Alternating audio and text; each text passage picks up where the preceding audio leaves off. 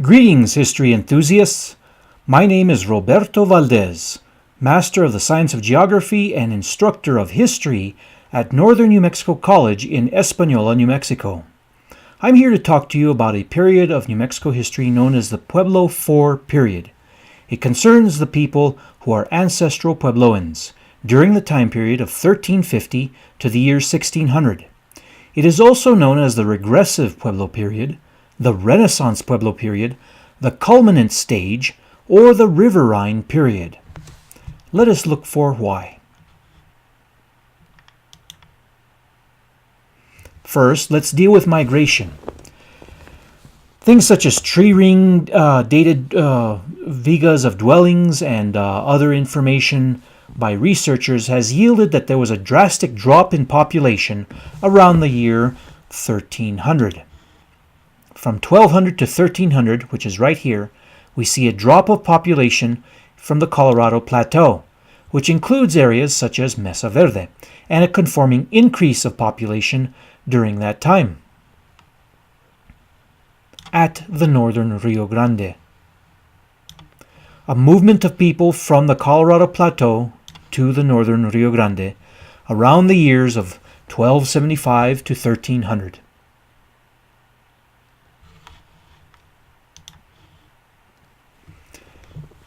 Here we see outlined the Mesa Verde region on the map to the right.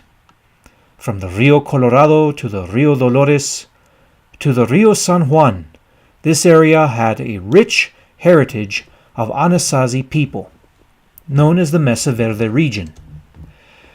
But during the drastic change in climate and strife, people were driven out into what we now call the Pueblo communities of Arizona and New Mexico depicted here. This includes areas from as far afield as Taos in this direction here, the Galisteo Basin here, the pueblos on the east of the Sierra del Manzano here, the Jemez here, the Rio Grande all in between, areas such as Acoma here, and Zuni here, as well as the Hopi mesas. Outmigration is believed to have taken place from the Mesa Verde region to a variety of pueblos throughout this region. Also, we must talk about the Kayenta. The Kayenta region, or the Kayenta Anasazi, are believed to have exited the region from 1275 to 1325 to south of the Little Colorado River in its headwaters. This entire area, including the Mimbres, migrated into this area as well as the Hohokam in order to escape the changing climate conditions. This area is a mountainous area with what we would call upper Sonoran life zone type of plant life. It is likely that they went to this area in order to maintain their agricultural lifestyle and flee the lower regions which had grown intolerably dry. Outmigrations from this area included to the lower San Pedro, Rio San Pedro in the southeastern state of Arizona, and areas such as the Zuni here in New Mexico and the Rio Abajo in the lower Rio Grande Valley in New Mexico. We called the year 1299 the death nail for the Mesa Verde cultures.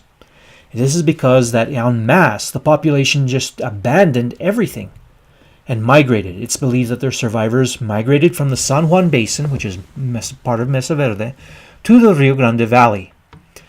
And this is what caused or started the new time period that historians refer to as the Pueblo IV.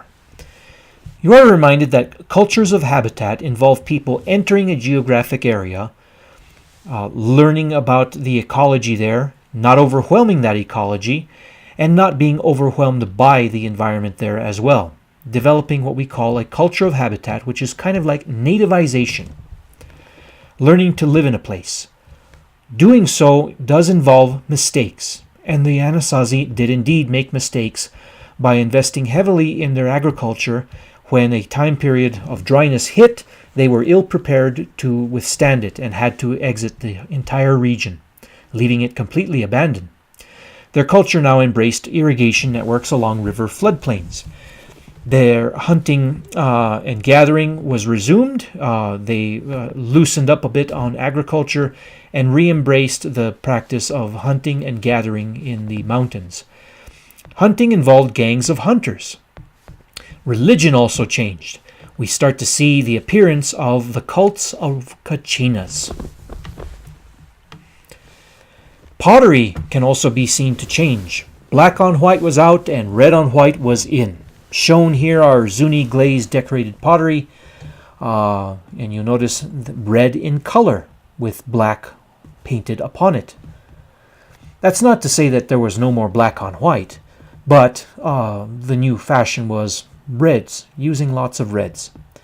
There were fewer pueblos, but these fewer pueblos were much larger in size, immense in size, with farmstead field houses.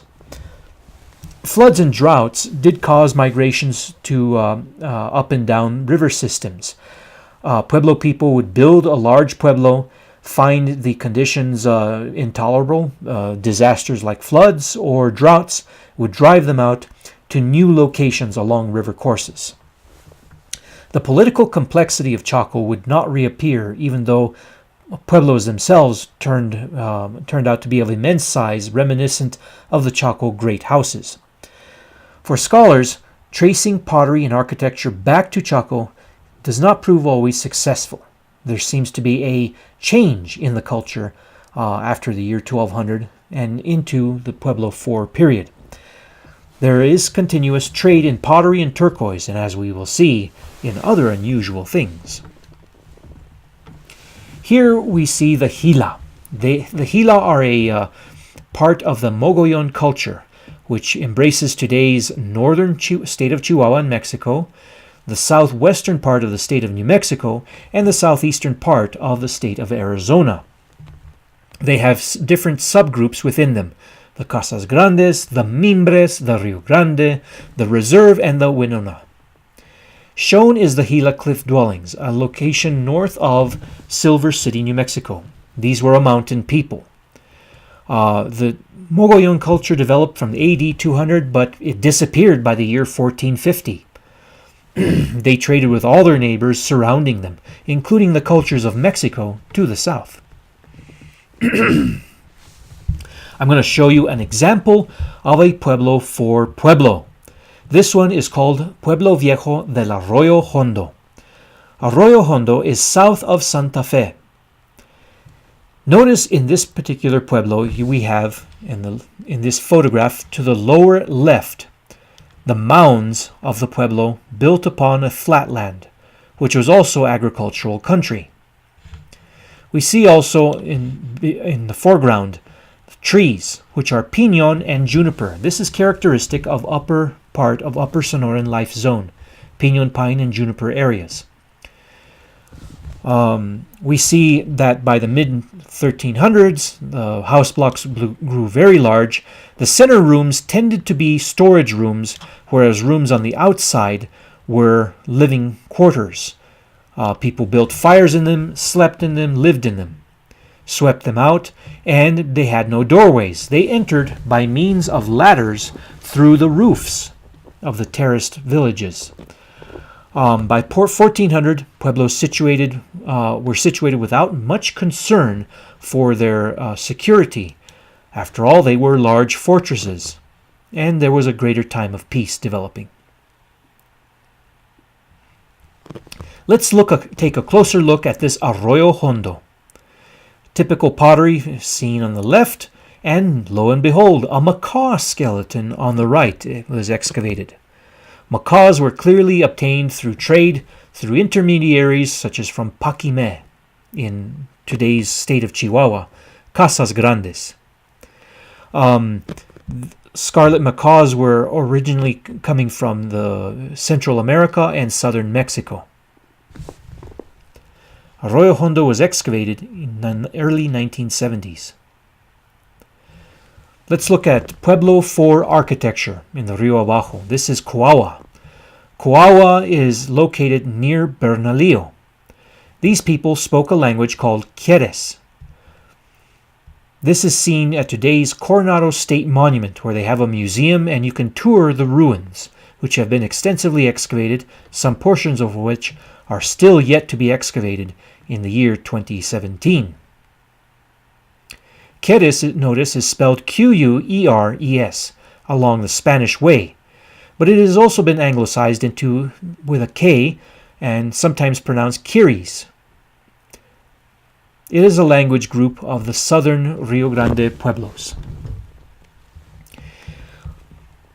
Let us look at two distinctive architectural types that appear on the Pajarito Plateau.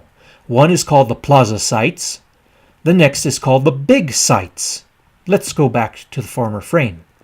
The plaza sites typically are large masonry room blocks surrounding a central plaza with an entry point, exit point to the east. Shown here is the Pueblo ruin called Puye, also pronounced Puye, meaning rabbit gathering or rabbit gathering place. This is a plaza site. This is a big site. Big sites tended to have low buildings or openness to the south. South in this illustration done by architect Mr. Holloway shows low buildings facing south at the stream in the Cañón de los Frijoles. Cañón de los Frijoles, so named Canyon of the Beans because Hispanic farmers entered into this area and homesteaded and planted beans. But there were plenty of Pueblo ruins here. And here in the portrait to the left, this is the same Pueblo, but the south end is portrayed to the left here. You can visit this ruin to this day at Bandelier National Monument. It is called Chunyi. Big sites tended to be at lower elevations, whereas plaza sites tended to be on higher elevations, upper elevations. Was it two different types of people inhabiting the Pajarito Plateau with their favorite architectural types? It is likely, for we see the development of these pueblos enter at a time during outmigration from the Colorado Plateau into the Rio Grande Valley. Which is which? Unknown. If I were to guess, perhaps I would say plaza sites are the migrants from the San Juan Basin. Let's go to some of the cultural aspects of Pueblo 4. We see here Hopi women dressing. A Hopi woman on the right is dressing a unmarried girl on the left in a sort of strange hairdo that uses a frame of sorts, a sapling. It creates a sort of flower-like hairdo, denoting this woman as an unmarried woman. And the hairstyle was thought of by some Navajo to represent or be like horns. Nevertheless, this photograph taken in 1900 shows the dress style of the time, the traditional manta. A woven fabric on an upright loom is draped over one shoulder and then tied about the waist with a sash. The woman on the right with a different hairstyle clearly must be a married woman. We see also the carrying of pots, water jugs, and the duties of a woman to sustain her household by going and retrieving water from a nearby spring or stream. In this case, on the lower left, we see the Pueblo de Santa Clara in the year 1919, with two women walking with what they call pon bay. Pon is head, bay means something round. Pon bay is their word for clay water jug. Sometimes and throughout history, you see the use of a circular donut sort of fiber padding that is used to balance the water jug on the head. However, water jugs could also be made with a dent to conform to the scalp. The woman at the lower right is from the Pueblo of Isleta in the south of, or should I say in the central part of the state of New Mexico, taken in the range of 1898 to 1908. Women showed their womanliness as real women by being able to balance and retrieve water and bring it to their household on their heads. Now, this is Pueblo 4 architecture. We see that strange new kivas are developing, no longer limiting themselves to the round shape. We see the advent of kivas that have varieties of shapes. For example, in the Pueblo del Arroyo Hondo, we see this D-shaped kiva on the left, and we see a square one on the right at Cuaua near Bernalillo. Notice the murals painted on the wall and the entry through a roof hatch. The Rio Chama also offered a lot of opportunity for agriculture for early Pueblo people. We see Pueblos developing throughout the region, and in fact the name Chama itself is from a Tewa word. It means to have wrestled, past tense. Tsama onwikei. Tsama is situated in the middle part of the Rio Chama. We also see other pueblos such as Squash Projection Height Pueblo Ruin, Poshukeri Onwikeyi, Sapawe Onwikeyi, which has its meaning forgotten. It is a Pueblo ruin near the town of El Rito. We also see near the town of Ojo Caliente, Hupovi Onwikeyi, which is the Pueblo ruin of the flower of the one-seeded juniper. Povi is flower. And Howidi Onwikeyi, Gray Point Pueblo ruin. Howidi means or in this case, Widi is a projecting point of real estate, like a raised bench, or the corner of a raised bench projecting outward.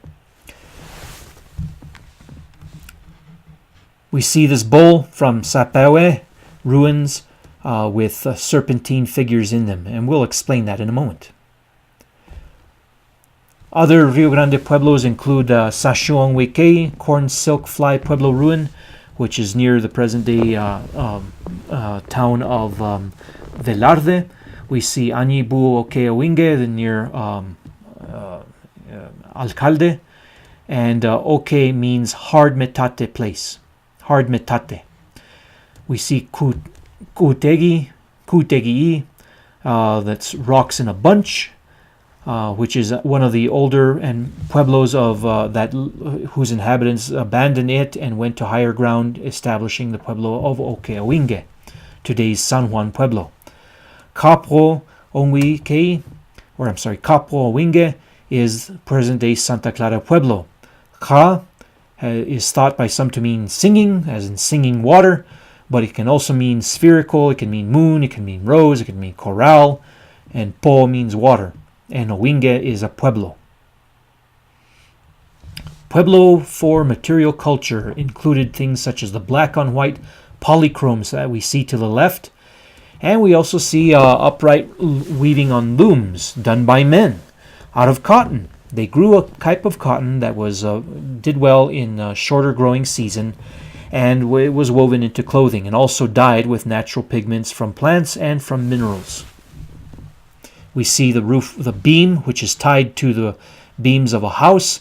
Also, this type of work was done in a kiva with the loom tied so that it stood upright to the roof beams or ceiling beams. This type of weaving would be adapted by the Navajo who would arrive later in the region. Food procurement in the Pajarito Plateau included some curiosities such as these deer traps. Deer trap is pa-fe, deer trap. And it involves teams of men going up these narrow canyons, spooking the deer out of their hiding places, driving them up the canyon to where they are surrounded by cliffs, but through which they have to pass through a gap to escape.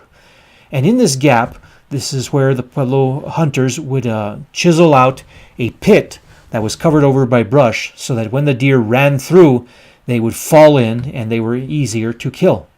It was sort of like a large outdoor fresh meat refrigerator. You just had to scare up the game, and you just had to use a lot of people to do it.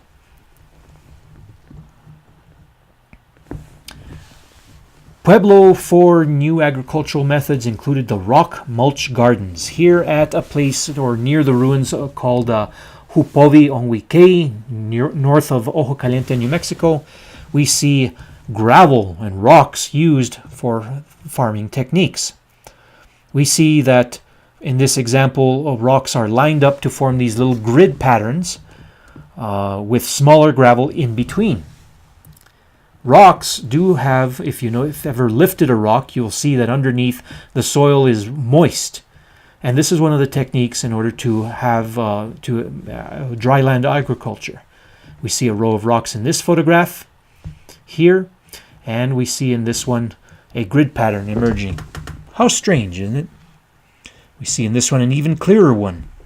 This one is in El Rio del Hoso, near Chile. And here we have another one.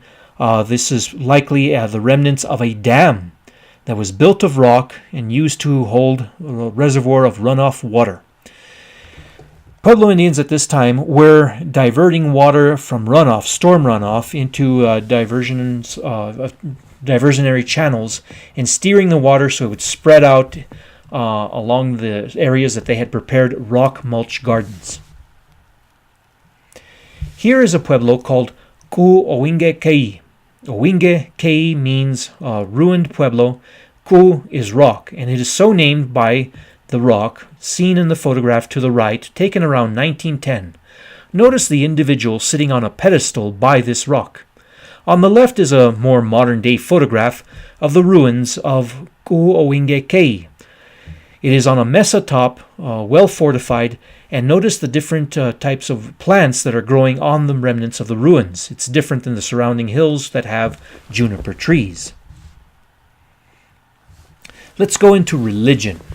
We see the appearance of the Kachina cult. These are masked gods that are used by people to impersonate the people, the deities and the spirits that they believed controlled the elements of nature. Natural phenomena was important to consider.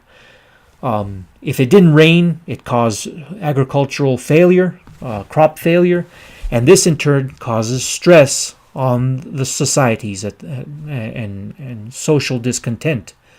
So it was always important, thought in the religion, to appease those spirits that controlled the natural forces. In Tewa, the word Kachina is Okua, spirit. Kachina is a word borrowed actually from the Hopi culture by anthropologists and ethnologists. But it is a very common word used throughout the art world in places like Santa Fe. For the sake of that, we will use the word Kachina. In the center photograph, you will notice that Kachina masks were donned by impersonators, and then a sort of shawl, a kind of scarf, a rebozo in Spanish, is wrapped around to conceal the shoulders and the neck. This is typically how they were worn, and you can see a variety from the different cultures, mostly from Hopi. There is one from Zuni. We'll show you a little more of that in a moment. Here are the clowns wearing stripes. You can see the almost ridiculous looking mask on the lower right, meant to look ridiculous, meant to look funny, because clowns served as a role in ceremonies and dances to mock, to make fun of, and to do things that are taboo, to reinforce the social norms that exist, and also to diffuse tension. Clowns like this, called abuelos, are seen among the Hispanic tradition in such dances as the Matachina dance. So clowns serve a variety of purposes. In Tewa, the clown is known as a kosa, clown or clown society.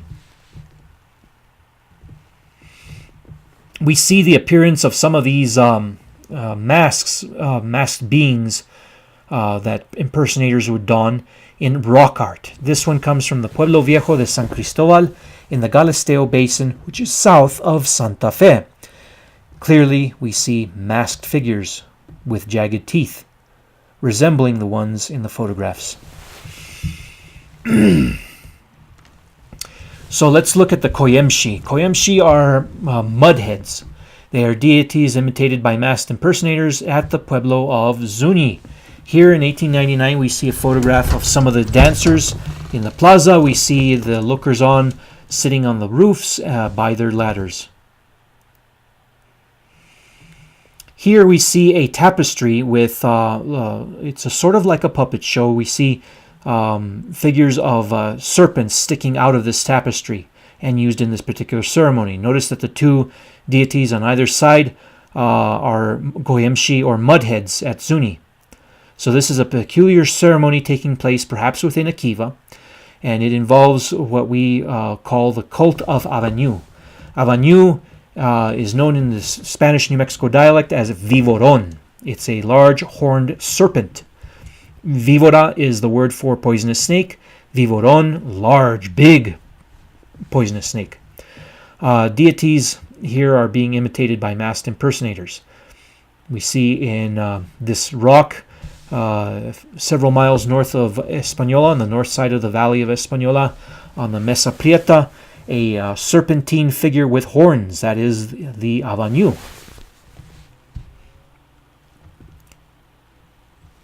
In the photograph on the right, at the ruins north of Ojo Caliente, known as Hupovi Onwikei, we see the serpentine figures on this petroglyph, a horned serpent, alongside a symbol that is round and bisected into quarters.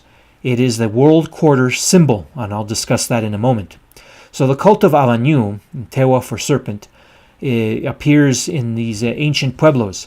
Notice on the that they found these pots, these bowls, from the ruins of Sapahue near El Rito, and they feature Avanu or serpents. It is believed that this religion is a religion associated with water and irrigation. And so we will see in the next frames some of this. This is a Vision Quest pile. It is a pile of boulders on the Mesa Prieta north of Española, and it involves a recess. It's a dark recess or cave-like structure or shelter in this pile of rocks. So people would go to the Vision Quest site in order to seek spiritual assistance by their spirit, to have a spiritual experience. And one technique was to starve yourself until you start to hallucinate. And these hallucinations were often recorded by people with petroglyphs. So on the upper right, for example, you'll see one of the petroglyphs is a what looks like a trickster playing a flute, that the Kokopelli. Let's have a closer look. Notice on this rock, on the upper part of it, a world quarter symbol, and on the lower part, an Avanu, a horned serpent. We also see this peculiar man upside down in a dream state. And we see on these rocks here more Avanu, wiggly, squiggly serpents with horns. These also appear in other places, such as in the Pajarito Plateau at a site called Painted Cave. The Painted Cave site is in today's embraced by today's Bandelier National Monument. So in this, you have different time periods all mixed together, because this was an active site for quite some time after the Pueblo IV time period. You'll notice a Catholic church on the upper one, the Avanu serpent. You'll notice masked kachinas. You'll even see a Star of David. You'll also, on the lower picture, see an elk. You'll see a Catholic church. You'll see a what looks like a person's face in a sun symbol, as the sun symbol with rays coming out of the four directions. This is a symbol that is seen throughout the world. It is a mandala. A mandala is a circular form with four directions coming out of it, and it represents completeness, life, and wholeness, and health. And it is seen in throughout cultures that, and is believed to be seen, come from the dream state. But that's another subject entirely. So this site combines many time periods together and was reused over and over by different people. We'll see now the rain god Tlaloc, and I want to draw an analogy. This is a religion, a god that was worshipped in central Mexico, the Valley of Mexico, by the Mexica. The Mexica is worshipped a variation of this. You can see another mask, and you can see that the figure to the left back is holding instruments, and this one has a snake It seems to be in its mouth, but this one is holding it in his hand. This one is based upon an illustration more updated to current graphic standards, but it's accurate to its original. And so you see the rain god Tlaloc is themed in blue, holding a serpent, and he is the rain god. This one, Quetzalcoatl, he's the feathered serpent. And this one is portrayed holding on the right a serpent, and on the left he is a serpent with feathered neck dress on a pyramid. This one is the deity of wind and wisdom, but also associated with water. So it is believed that the Avanu cult is somehow related to Mesoamerican religions that associated serpents with rain and water and irrigation.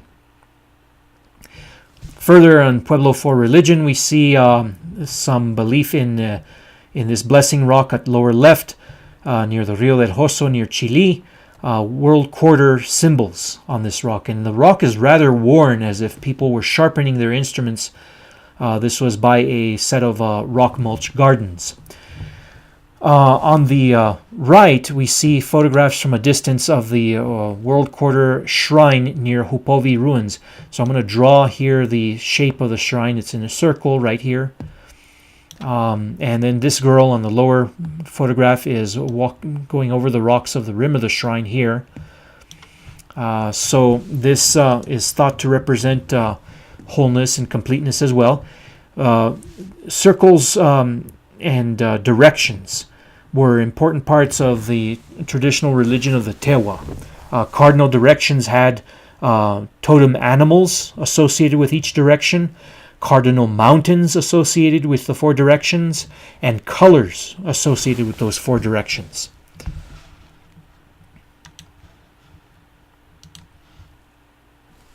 We see another deity appear at this time. It is a hero in Tewa myth, originating in Ojo Caliente. It's Poseyemu. Poseyemu, from the word po, meaning water, se, in vapor form, and yemu, to fall. He who scatters mist before him is one translation of it. He is associated with figures such as Kokopelli, as the deity of fertility and agriculture. The Poseyemu has other meaning that I won't go into, but this is thought to have been a real person in ancient times that lived in those abandoned pueblos near Ojo Caliente, and figures in Tewa myth stories that have to do with redemption and have to do also with bringing fertility. Let's remember these Pueblo language groups. They are important. By the time of Spanish contact, they encounter a diversity of languages that are not related to each other. In some cases they are dialects of each other. In other cases they're completely different from each other. So people living in close proximity to each other, living virtually the same kind of culture, living in towns and farming the land, are speaking different languages. Number 1 is Tewa. It is featured here in the north. Number 2, Northern Tiwa. That embraces the pueblos of Picuris and Taos. And notice also there is a number 2 further down the river. These are the Southern Tiwa. The Southern Tiwa are in pueblos such as Isleta. These two are speaking the dialect of a mutual language of Tiwa. And then in number 3, there's Toa, both east and west. The eastern was the pueblo of Pecos, which was abandoned in the 1830s, and the one in the west is the Jemez Pueblo, which is a very large pueblo today and has some descendants also from Pecos living among them. Number 4 is in the Galisteo Basin south of Santa Fe, and it is comprised of the people called the Tano. The Tano are essentially Tewa-speaking people, but of the south, or southern Tewa speakers. It's a dialect of Tewa and a related language. Number 5, Queres. And Queres involved the Pueblo Cochiti, San Felipe, Santo Domingo, Santa Ana, and Zia, and also another division of them living further to the south and west include Laguna and Acoma. Number 6 is Zuni, far to the west in New Mexico, And then in what is today Arizona, number 7, the Hopi, or as we call them in New Mexico Spanish, the Moki. These are people who live on and specialize in dry farming and live on a set of mesas in the remote prairie and canyon lands of northeast Arizona at the end of Black Mesa. Now, number 8 is Piro. They are in the southern part of the Rio Grande, and number 9, Tompiro, who lived on the opposite side, the east side of the Sierra Manzano. These two people joined the Spanish and fled southward during the Pueblo Revolt of 1680. And their descendants, along with some of what is portrayed here as number 2, the southern part, fled to the area of El Paso and Ciudad Juarez, where they established new pueblos, and where these people exist to this day. The Tiwa, as they call themselves, are in the area of El Paso in places like Islera del Sur, Socorro del Sur, Senecu on the Mexican side of the border, and so forth. Remember these language groups, they will come back soon. We will use them again. So here are the time periods that we have discussed. We have discussed Pueblo 4, AD 1350 to 1600, the culminant stage. And then afterwards comes Pueblo 5, the historic stage, the stage in which there is contact now with the Spanish and in which written history begins.